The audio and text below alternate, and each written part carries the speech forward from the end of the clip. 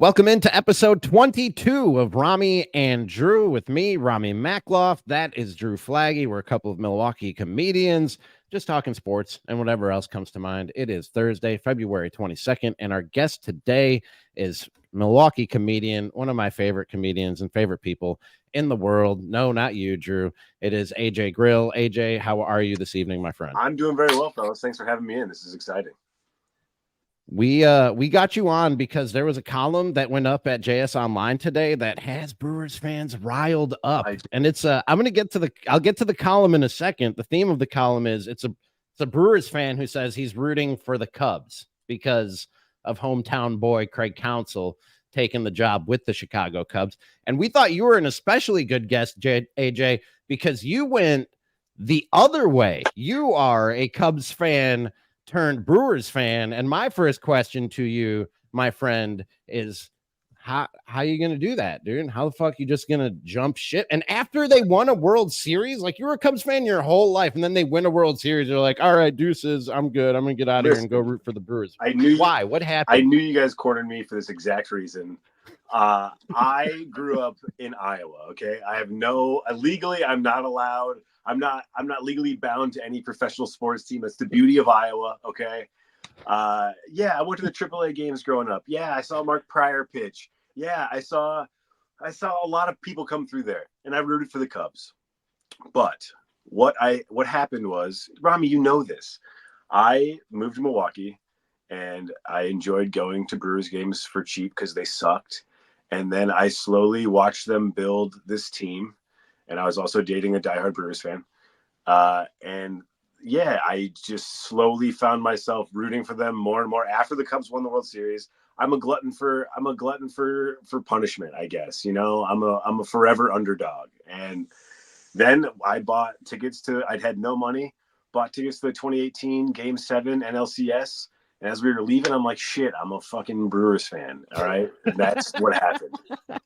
Okay. Well, let me ask you both this then. Let me ask you both this. And this will get us right into the column that's got everybody worked up and is part of the reason we have AJ here today.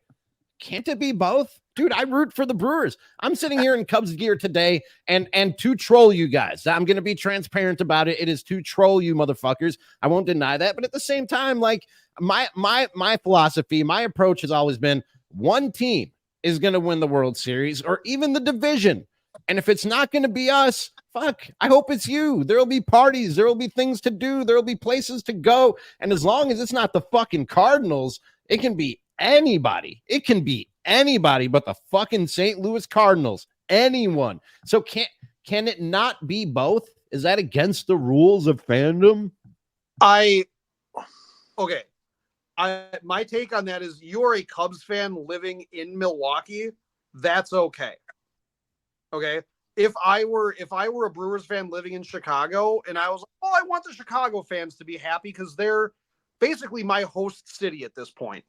Fine. I'm okay with that. I'm also all about bashing the fucking Cardinals because screw them. We can all agree on that.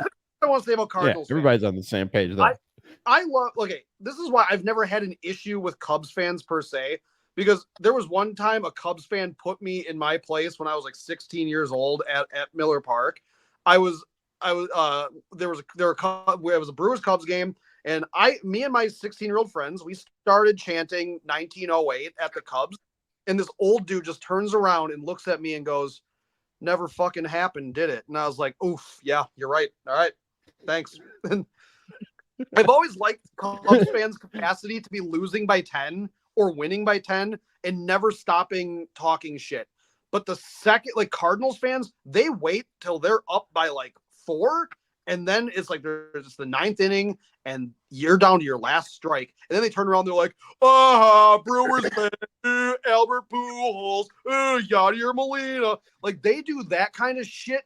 They wait till victory is right in their grasp. When there's almost a 0% chance, then they talk. And that makes me mad. Own your shit.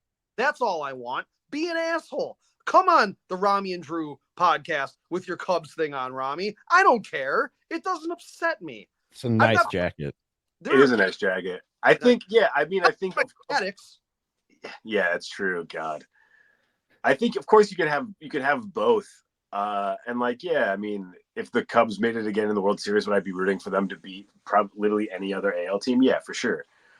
But I think this whole new storyline throws a whole different dynamic into it. Where now I don't know how easy it will be to root for the Cubs, to be quite honest with you. Here, Ramie, here's what I would say.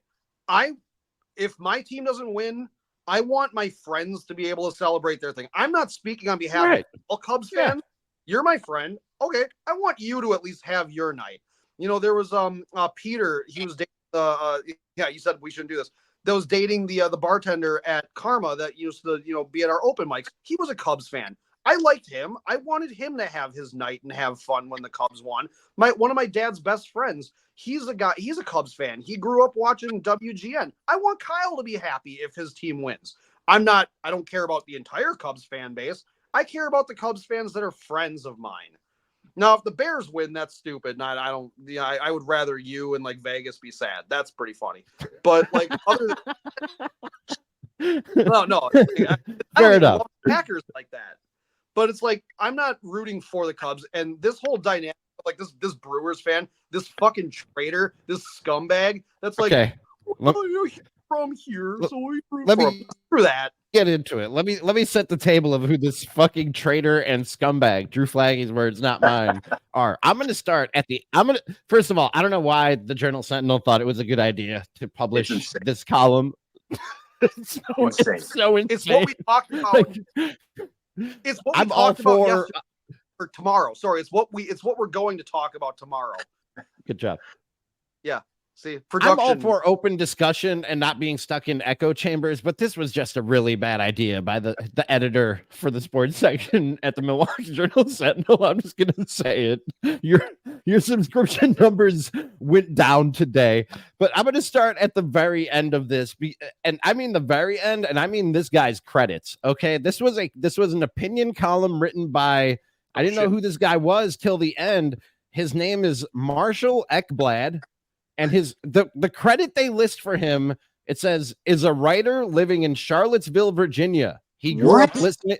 Hold on, listen. The second line in his credits, he grew up listening to Bob Uecker on the radio. That's it. Those are his credentials. He's a writer living in. There are people who have fought in 2 world wars that also grew up listening to Bob Uecker on the radio. Bob Uecker was the first guy on the radio. My God.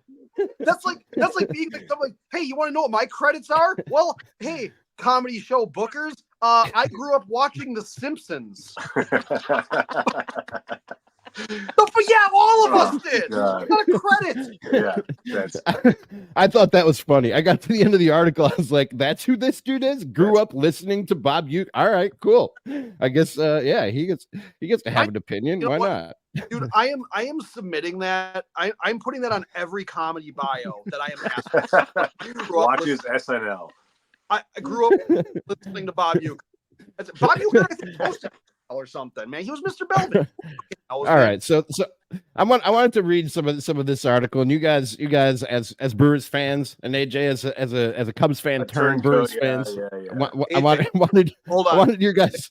Go ahead. I am coming in. I haven't read this. I don't subscribe to JS Online. I'm going to just so I can put that number. 1 subscriber went up, and I'm going to take it right back. I am deleting my trial. I want to watch that number go up and down. I will record it with my work phone and be like, watch this up, gone. And I will do that. So I don't know. I'm coming in cold. This is a reaction video, as they say on Twitch. I don't have a subscription either. I just got that free preview from the Twitter, the Twitter click, and then I took screenshots. I got you, Jason. So the article starts off. As a lifelong Brewers fan, I'm rooting for the Cubs this season. There, I said it. But before Brew Crew Nation throws overcooked sausages on my bona fides, which we just did. For that. Yeah, what the fuck? Oh, I don't know how to cook a sausage now, too? Oh, he says, rest assured, I am aware of the line I'm crossing. Those Wrigley folks are beer garden masquerading as a fan base. They struggle to know good baseball. Even when played in their own hallowed, ivied grounds, they tend to spread weekend series stink around Milwaukee right as the weather turns nice. So he starts off going, hey, I'm rooting for the Cubs, but I still hate all their fans. Let me spend a paragraph shitting on them. So this guy, dude, this guy, I swear to God, this guy is like the same kind of dude that was like, listen, I think it's horrible what's happening in the Ukraine, but I did like Rocky IV. That was a pretty cool villain that Dolph Lundgren. So are they all bad? What the fuck? So then he goes on to say, but for now, these people also happen to have our native son, Craig Counsell. This is worse, or is it better? They've treated Counsell better than we have. So for the time being, I see no choice but to take my rooting interest south of the border. I don't mean to sandbag the sterling record of the Brewers' current and well-meaning owner, Mark Antanasio, restored, or better yet, completely retrofitted the Brewers to a consistently professional level never previously experienced by us fans. Like a pine tree hanging from a rear view mirror, he has cleared the air of a certain used car stench. Some of that was a veiled shot at Bud Selig, the used car salesman. Some of us weren't sure we'd live long enough to see it. Zing, boom, and most of all, I don't know what this means. Terrell. What does that even mean? He said it's Terrell. It's the roll out the barrel song. Oh, okay. All right. Okay, I should have known that. I've been around here long enough. Whatever this guy's name was. Truck stop poet. Whatever this guy's name was, Trupper Dipachitsky or something, whatever this guy's name was. Dude, this clown, I never thought I would live long enough to see whatever winning baseball in Milwaukee for more than one season at a time. Well, stop overcooking your sausages. That's Also, where the cancer's coming from. The Cubs treated him better by giving him more money and letting him win game 163. Like, I don't understand what does that even mean? Well, it means that hookers are treated pretty well too, as long as they get a decent cut. Fucking Craig Counsell's a whore. You know what? This guy, I don't know who this guy is, and he's not a great Brewers fan who grew up listening to Bob Uecker. Dude, Ramie. Okay, that's right. Okay, I do know who he is. We're not going to go into superheroes. Okay, but like I'm gonna do a Star Wars right quick with the Mandalorian, or like it was Boba Fett or something like that, when they were talking about like how on Tatooine, the desert planet, how like water was like really expensive because it's a desert planet.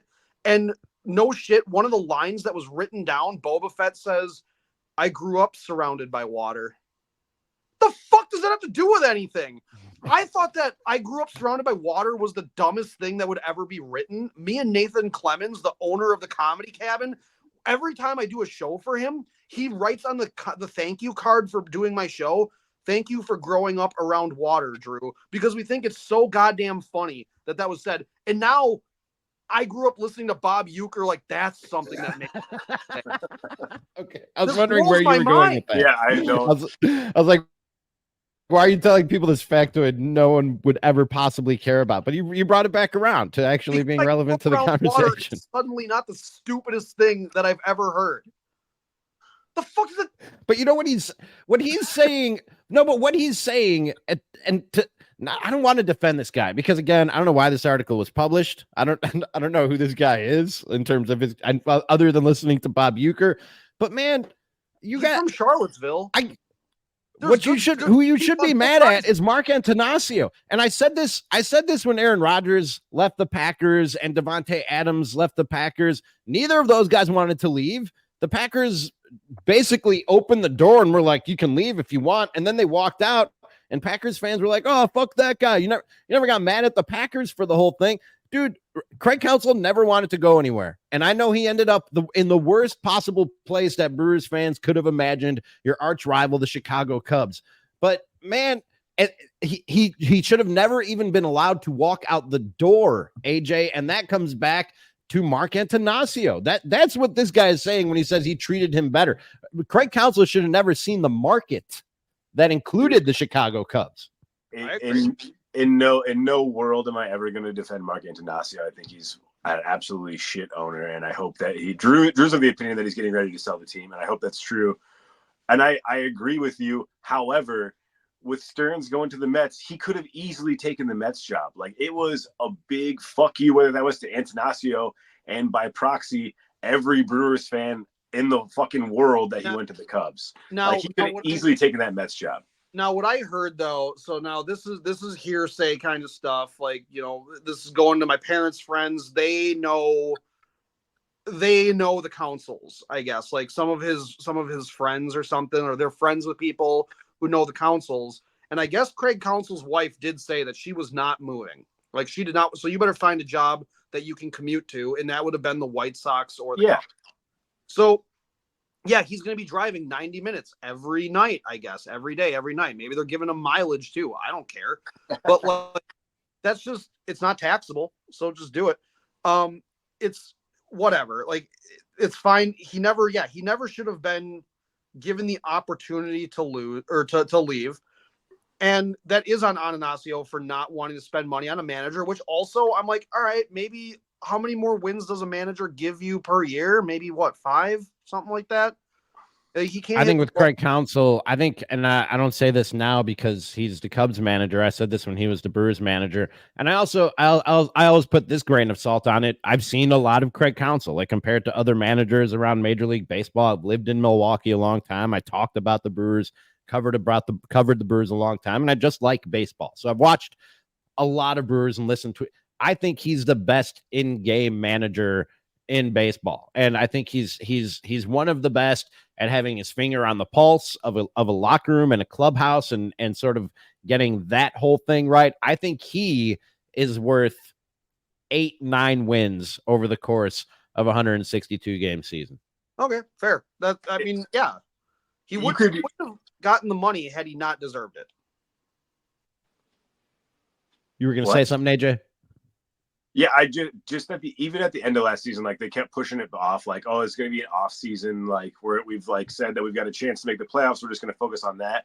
But you could just tell that he was, even before the playoffs, he was done. He just seemed so tired and like lackadaisical, and like every interview, even when they were like in the hunt, in the push, like it just seemed like he was already out the door. Like, and whether that's Antanasio and like Stearns leaving, I don't know, but it just seemed, I knew once we lost in the wild card, I knew he wasn't coming back. There was just no way. Just like, he was done. And whether that's an organizational thing or he truly, what did he say? He wanted a different challenge or whatever.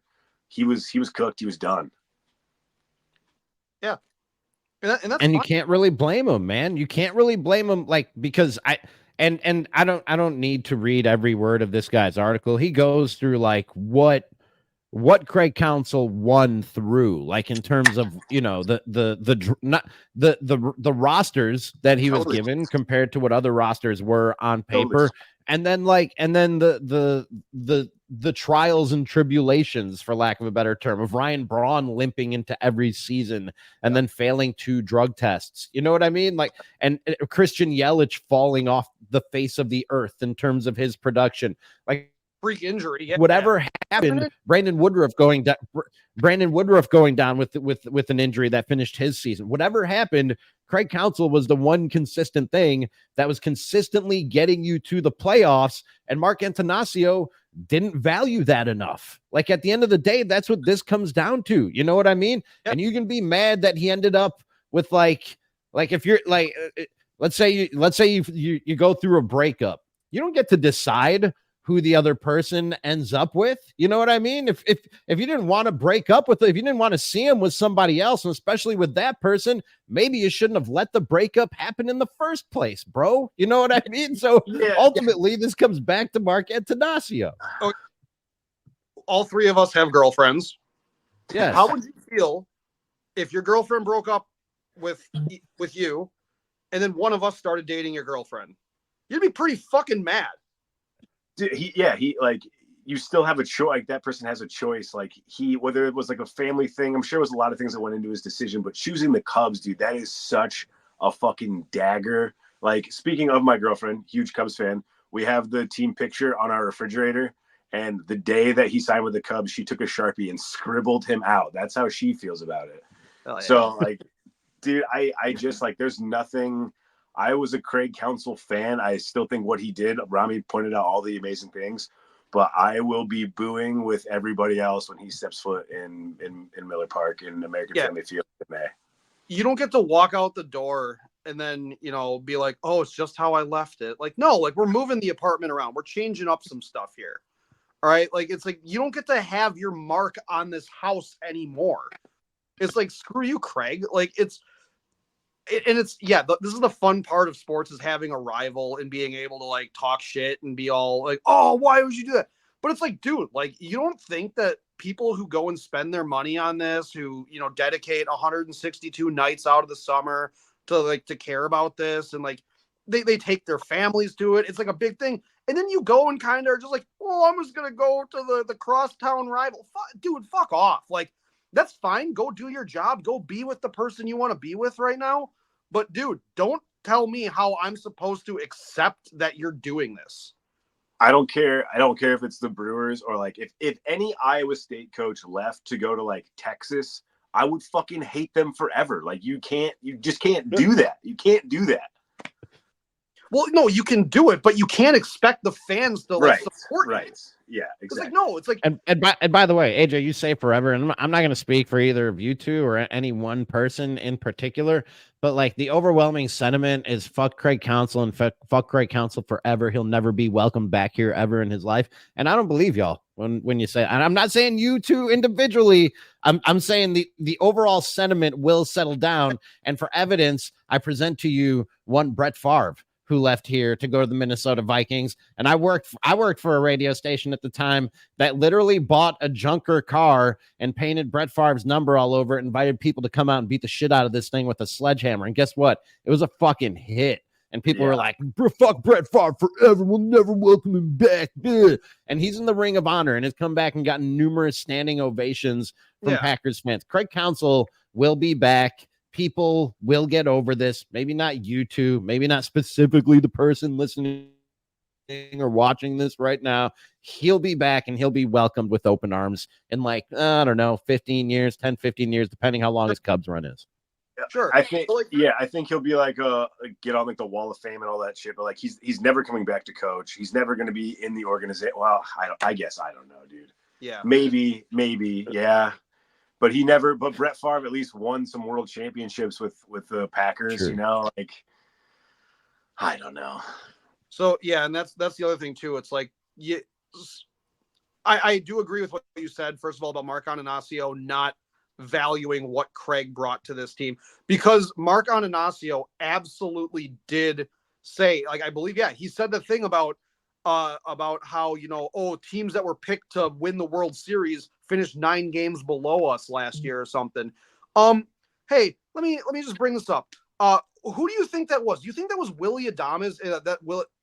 Everybody knows that Willie Adames at this point is my favorite guy to throw tomatoes at, because I think he's a clown. But like, was it Willie Adames? Was it Christian Yelich not hitting 30 home runs anymore? Who was it? Oh, it's the guy that was literally the constant through all of these years of making the playoffs, that you gave him discount bargain bin players, guys trying to recover from injuries. He pushed the buttons. He knew when a pitcher was cooked and had to come out. He knew how, hey, Corbin Burns, you might go for 15 strikeouts tonight, but you want to know something, man? You just pitch 7 innings. Let the bullpen take it the rest of the way, because we need you in 5 days. Craig had a good sense and a good feel for the game, and Mark Ananasio likes having a baseball team. He doesn't give a shit how it works. Yeah. He's like the kind of guy who likes to show everybody, ooh, this is my new sports car. It's like, well, you haven't changed the oil in 6 years. That's a perfect setup for this next paragraph I wanted to read, Drew, which, quite frankly, we've shit all over this guy who wrote it. The guy who grew up listening to Bob Uecker as his only credential. But the first line of this paragraph is a fucking dagger, dude. I got to say, Glenn Eckbard, whatever the fuck his name is, he threw a fucking dagger with his first sentence. He says, however, we don't need a finance guy from California to tell us whether a native prodigal son has lost our community. That's a shot right there. Like, who the fuck are you, Mark Antanasio, to tell the Whitefish Bay kid that he's lost a community? You get the fuck out of here. Then he follows that with, like Antanasio, I've reflected on this longer than 15 hours before a press conference. And the truth is, Counsell will never lose this community by deciding to work for people who treat him better. He is one of us. Heck, he represents the best of us. In a reverse twist of that fella in the Bible who came home an empty-handed joker, this prodigal son deserves every fatted and tipped cow we have. I don't even know what the second half of that paragraph means. The first half, she was firing daggers, dude. I do agree. Like when Antanasio was like, yeah, he's lost our community. I mean, Drew and I have talked for 2-3 seasons about how big of a dipshit Mark Antanasio is. So I agree with him there. However, I will say I'm on the fence with. Well, Ramie, what do you think from an outsider's perspective? You say you root for the Brewers every once in a while, but I'm not upset with how they responded this offseason. I think that there is a part of Mark Antanasio, even though I can't stand the guy, that is wanting to stick it to the Cubs and Craig Counsell this year by getting Hoskins. Yeah, they got rid of Burns, which I wasn't super stoked about, but the return on that wasn't horrible. And I think, setting up to be competitive in the NL Central, we could debate all day whether that's a good division or not. But I think that he put his money where his mouth is as much as a cheap ass could, you know? Yeah, I don't think, and I've been trying to tell AJ and other Brewers fans this. I don't think, like, people think this is a teardown. I don't think this is a teardown. I agree with you, AJ. I think this is a team that can absolutely compete in the NL Central. And more than ever, this has always been the case in baseball, but more than ever with the expansion of the postseason. And I know, like, on the one end of that, and this is what a lot of people don't like about this new setup, and I see Bart Winkler complaining about this a lot, is it means your season can end real fast. Like, you can win 101 games and your season is over in 2 nights, which is fucked up. You know what I mean? But on the flip side of that, because of how random Major League Baseball's playoffs can be and have always been, when you add in those extra teams, like the get in and hope for the best mentality makes more sense than it ever has. And I think that the Brewers can keep this run up of making the playoffs more seasons than not, even having lost Craig Counsell to the Cubs. I just think there's a lot of question marks. We got a lot of really young guys, and Sure. they're going to go against pitchers who have pitched in the league. And there's not the best thing the Brewers have going for them this season. There's not much of a book at the major league level on a lot of our guys that are coming up. And that's me assuming that Churio is going to be up. But like Frelick, he didn't really barrel the ball up a whole lot last year. So he's got to figure out a way. Now they know how to pitch to Sal Frelick. They got a year's worth of, or what, a half a season? When did he come up? July? June? It was July. Yeah. His first game was July. Okay, so Sal Frelick, like they got a little bit of a book on him. Terang kind of light hitting. Weimer looks like he's changed his swing. Yeah. Hopefully he's hitting for more contact and he can elevate and stuff. Like, we have a good, exciting, quick outfield that's probably just with sheer speed. Those guys are going to save a lot of runs for a lot of these pitchers that we have. Like, I don't think we have to have a premier pitching staff because our defense is going to be pretty sick. But we're going to need guys that are contact hitters, get some timely hits. Probably going to swipe a lot of bases again. We're probably going to be towards the top of the league, at least top 5 in stolen bases. But that means they got to get on first base because remember, Billy can't steal first. It's like, so you can get these guys going all we want. Billy Hamilton, remember that? That was I do. I think that they got enough good question marks here, and then next year is going to be the reevaluation again, where it's going to be like, because sophomore slumps happen. Yeah. It's like when the league has a full year on all these guys. Doesn't even need to be a full year. I mean, look at Ellie De La Cruz. Like, he came out hot, and then the league just figured out how to pitch to him. So, I mean, that could easily happen to Jackson Churio. And, I mean, I think it was Yelich that said the other day, like, yeah, you're just going to have to let these kids take their lumps. Like, it's just, that's what it is. It's 162. Like, that's just what it's going to be. That's what I've been asking for. That's all I want. Like, remember last year how many times I kind of blew off, like, I don't really want to go to games because I wasn't excited. I was like, all right, we got this roster that's kind of half veteran-y or whatever. And I don't know. I just didn't really believe in them that much. I'm actually more interested to watch this team. If they lose every game this year, but they let the young guys take their lumps and struggle, I'm more interested in watching that, honestly. I want to watch the process. I want to watch Jackson Chourio figure it out at the major league level. That's really what I want. If he's this good of a prospect, I want to see him become the face of the franchise. We committed money to him. Now I just want to see him play. That's all I want. I think if Rhys Hoskins can be solid throughout, and Yelich can even just mirror what he did last year and have two anchors that way, and these young guys can pick each other up here and there. Someone's down, but someone else is coming up. I mean, Wilson Contreras. I mean, come on, man, Silver Slugger. Like and Gary Sanchez now. Like I think they'll be all right. William Contreras. You said Wilson. Oh yeah, William. Yeah, my bad. Yeah, we don't want that other one. Wilson. That doesn't sound good. All right, yeah, I want to read one. How did you feel about that? Is William Contreras or Wilson Contreras ever allowed back in a Cubs uniform?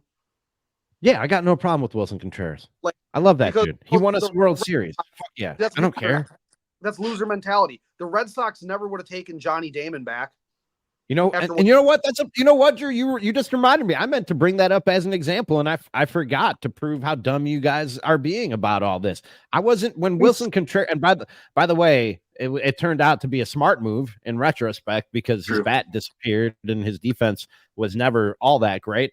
But when I was pissed when the Cubs first let Wilson Contreras go to the Cardinals of all places. I wasn't pissed at Wilson Contreras. I was pissed at the Cubs for letting it get to that point that the Cardinals could even entice him over, because they could have stopped that years before. Wilson Contreras was saying for 2 years he wanted a contract extension. Pay the fucking man. And if you don't and he ends up with the Cardinals, that's on you.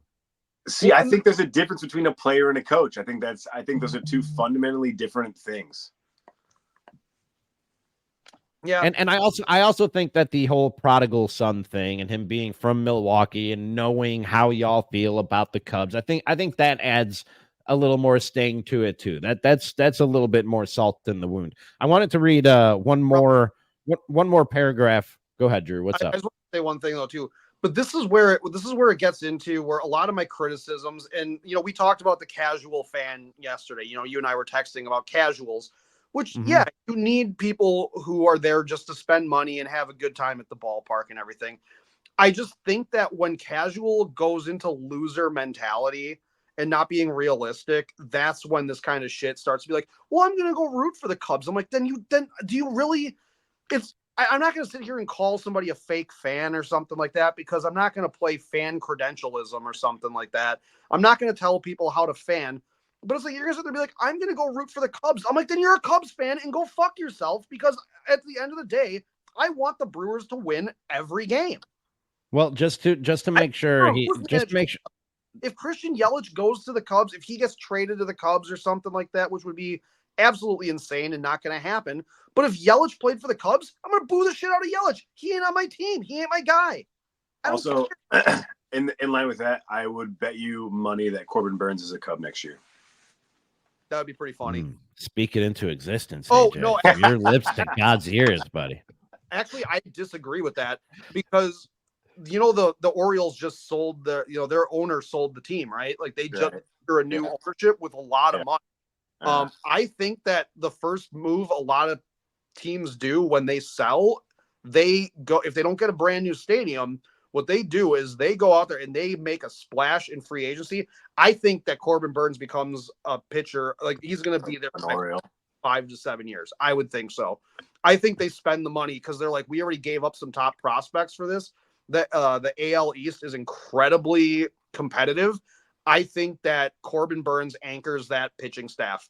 I think that he will absolutely be the fixture of that team, and his face will be where they're more incentivized to pay him than anybody else because of what they gave up to get him. You know what I mean? True. So I wouldn't be surprised, Drew. I did want to this last paragraph from Marshall Ekblad, longtime Bob Uecker listener and columnist for the Milwaukee Journal-Sentinel.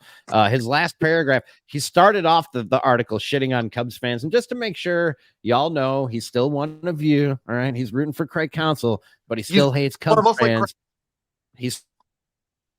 starts off shitting on Cubs fans and he finishes shitting on Cubs fans. In the final paragraph, he says, first, no matter where Counsell is working, no loyal Brewers fan. He's telling you how you can also root for Craig Counsell, but, keep your soul and your integrity. He says, first, no matter where Craig Counsell is working, no loyal Brewers fan should ever help a Cubs fan find their seats, quote, somewhere by third base, nor should you ever point out the third baseman or his base.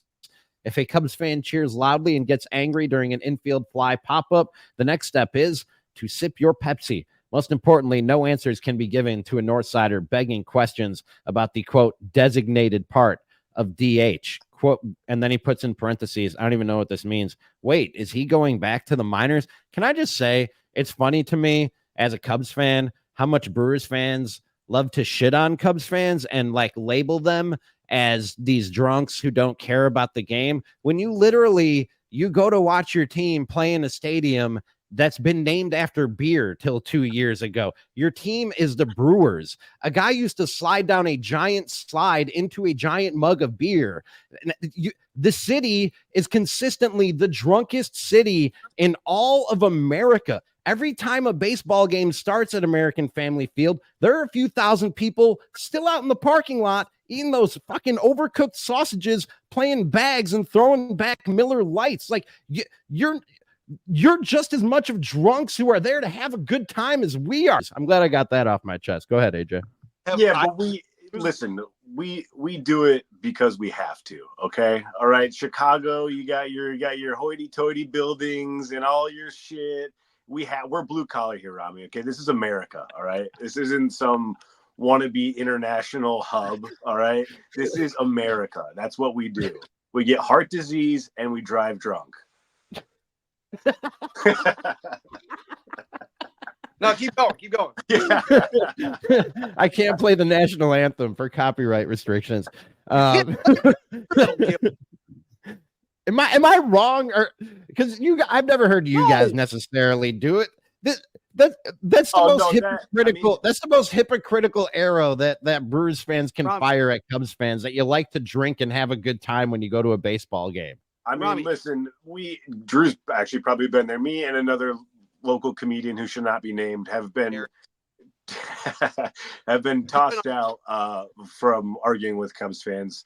My girlfriend has definitely gotten in many verbal argument with Cubs fans, but this is part of the rivalry, Yeah, sure. And you guys are as much a part of it as the Cubs fans. It takes two to tango is what I always tell people. I've never accused Cubs fans of being ridiculous and drunk. I've actually been annoyed with Brewers fans for being like, you know what Brewers fans are a lot like? They're like a guy who trips and spills a little bit of his beer on his hand because he's so drunk at bar close, and then looks at the bartender and goes, "What the fuck you looking at?" That's what we do. We are as bad. Yeah. All right. I'm glad you guys are on the same page. You guys are reasonable though. Dude, we turn into Brewers fans turn into supremacists basically. Whenever you see like me and you go to a Brewers game or something, you're wearing your Cubs stuff and I'm wearing Brewers stuff, and they're like, you should be with your own. You see, stay with your own. That's what they do. But I'm like, calm down. I was like, do you not think that I'm gonna call my friend a bitch if his team loses? I got this. Yeah, we're all gonna talk shit at the end. That's I'm right. just never sure if they're talking about me being an Arab or a Cubs fan. That's what I'm always worried about. But with your own, you see, different story for a different day. Yeah, Brewers gotta just whatever. It's fun talking shit to other fan bases. There's a little bit of innocence in me saying that Jason Tatum ain't him. There's a little bit of innocence in calling Cubs fans drunks. There's nothing wrong with me saying Joel Embiid just ain't that good. It's fine. It's about being a fan. That's what it is. Okay? It is part of all of it. And I guess, you know what? I guess I shouldn't pick and choose what arrows you fire at us. You know what I mean? If you want to fire that, if you want to sling that arrow at us, go ahead, I guess. Because Drew is right. It is all about, at the end of the day, shit talking and having, a little back and forth. If we didn't exist, you wouldn't have anybody to hate. And if you didn't exist, we wouldn't have anybody to hate. You know what I mean? Which is part of the fun of all this. But at the end of the day, we just need to remember that it is all fun, which ultimately is my point. To like, if whether you're talking about Brewers fans or Cubs fans and saying, oh, you're just drunks, you're just there because it's a beer garden, you're just there to have fun and have a good time. Like, fucking yeah, it's a baseball game, it's entertainment. I'm not going to church. Like, I'm here to have a good time, dude. You know what I mean? Ramie, and I will say, if you went to church being Arab, that it would be way weirder.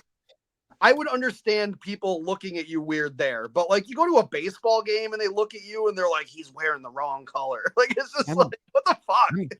I'm baptized and confirmed. Wait, I was going to say, yeah, they wouldn't let me be a Cubs fan otherwise, dude. Right. Well, then if what were you about to say, AJ?